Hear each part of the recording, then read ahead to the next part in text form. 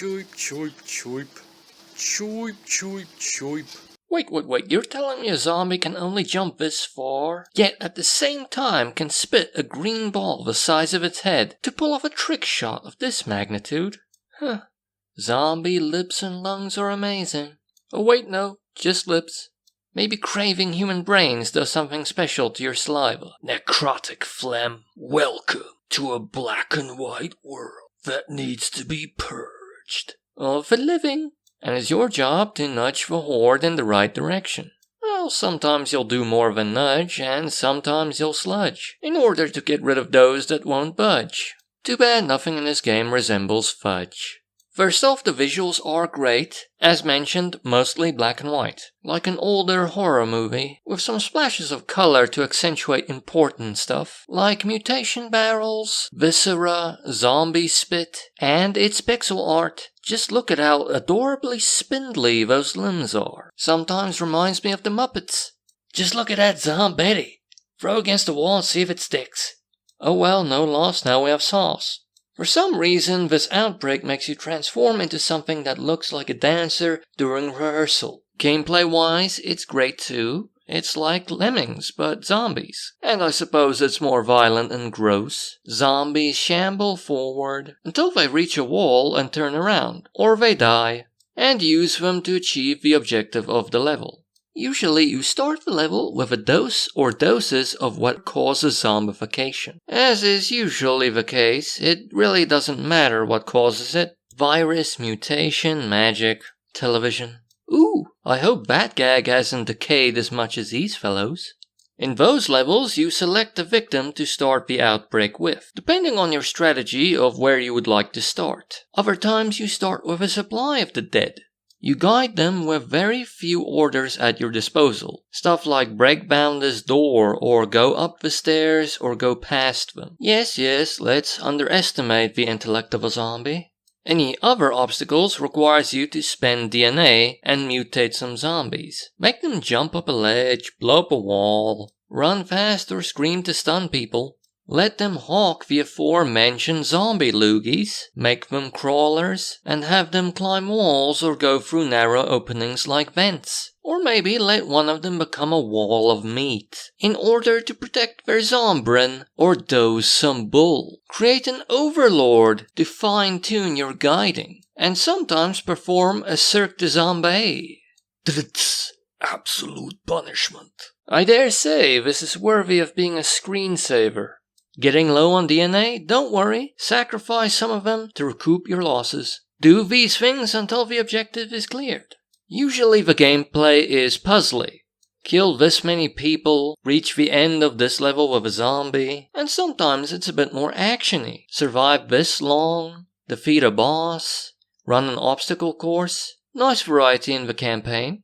Surprisingly so. The levels themselves are not difficult, but each level is a challenge that rewards you with a green brain if you achieve it. Time trials, kill people in a hard-to-reach place, have at least this many zombies left, complete this level without pausing, etc. And succeeding in the challenges requires a higher level of head-scratching, and sometimes better reflexes, planning, and memory. Failure is a dead horde, or not having enough zombies left to achieve a challenge goal if that's what you're going after. And if you're interested, you can use the level editor to create your own levels. I didn't use it much, but I definitely require some practice.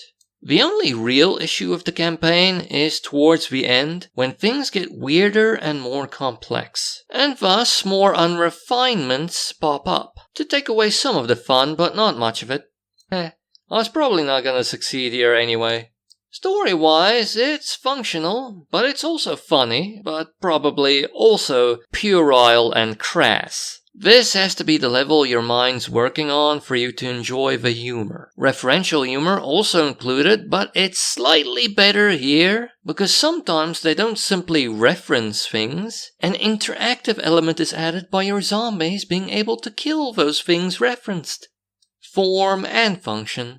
Plus, the referential and crass nature of the jokes isn't beaten over your head, because a whole lot of these gags are relayed through speech bubbles that are easily missable if you don't look out for them. So if you don't like the story and humor, you can try and avoid them by skipping the cutscenes and focusing on the gameplay so that you miss out on the speech bubbles during general play. The gameplay is engrossing enough that you can easily achieve that. Plus, it's a cool game, it pulls it off. Just short bursts of silly, enjoyable nonsense. I actually quite enjoyed the humor. It's almost as though the serious dark style and quality gameplay are safety nets. And if you don't laugh, you can very easily fall in the net and go, humor wasn't the main intention of this game. La-di-da-di-da. And if you do like it, you can go, ooh, an unexpected spice that you can enjoy on top of the visuals, gameplay, and atmosphere.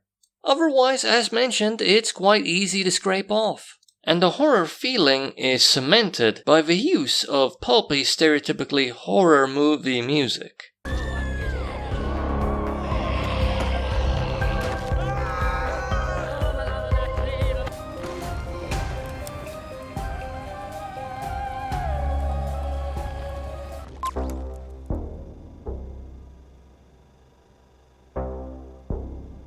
It's quite fun, it adds to the whole serious feeling. I mean, how can it not feel serious when you're listening to this?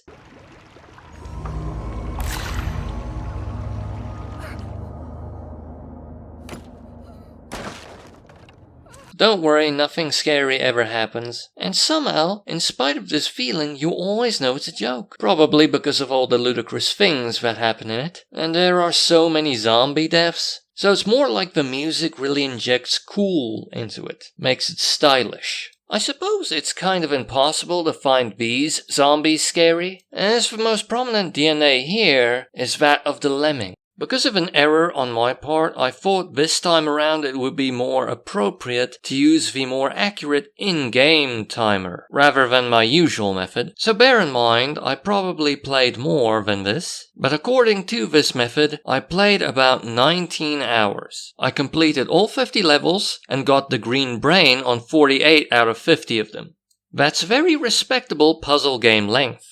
The game is cheap on Steam, 139 Rand full price, 13 Rand 90 on sale. That's 74 cents per hour of gameplay, which is excellent. And it really doesn't have a bad download size, as it only takes up 504 megabytes on the hard drive. And it works on the Warhorse quite well. Stereotypically, I suppose it isn't kid-friendly. Pixel blood and nudity. Yes, nudity. Not the usual pixel nudity, the kind that you can't really see anything. This time around, they made certain you can see something. Sure, it's there for comedic effect, but it's still there. Plus, as said, some of the dialogue is very puerile and crass. Swearing, and one occasion, I saw it out of the corner of my eye, I believe. I'm not sure. One of the humans you can infect called someone a hoe, and combined that with the bowling ball thing, and it reiterates the level you're working on. I maintain some kids can handle it. You know, if they can appreciate puerile, crass humor for what it is. Plus, you may not like one or two of the sprites' names in the editor. The game has great pixel art visuals, great black and white color palette, with some colorful popping accents, as well as some very spindly characterful sprites, and fun body fluids. Lovely and striking over that bleak background and environment. The game has great puzzle gameplay. The levels themselves are easy, but the challenges can be quite tough. And the campaign is surprisingly varied, with the puzzling being replaced on occasion with something more actiony. Plus, there are a lot of great fun mechanics. The low gravity during the final chapter is one of my favorites. The game just really feels cool, with the mentioned visuals and the horror feeling and setting, with some nice pulpy horror tunes to accompany it. It's just really fun to grow your horde and see them kill en masse, leap en masse, sometimes die en masse. Plus, the game is rather unique in that Lemmings-like games aren't really common, so especially buy it if you've been itching for some Lemmings gameplay. On the maybe side, the humor is puerile and sometimes referential. In all fairness, they don't beat you over the head with it. It's easy to avoid if you want to, I believe. Plus, it's kind of an interesting journey, sweeping across various areas and phases of the cataclysm-type zombie. On the con side, with complexity increasing later on, refinement is lost, and you may notice more glitches. It's not a big problem, but it is there, and if that's the reason you lost a level or challenge, it can be quite frustrating. Come on, play it. This thing of beauty, fight police, astronauts, agents, survivalists. But for some reason, no conventional organized military presence. Humanity had a real lackadaisical approach to this crisis, it seems. I mean, one tank would be nice.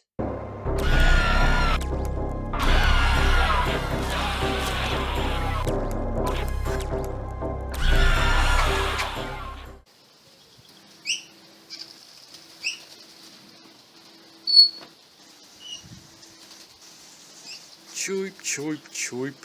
Choip, choip, choip.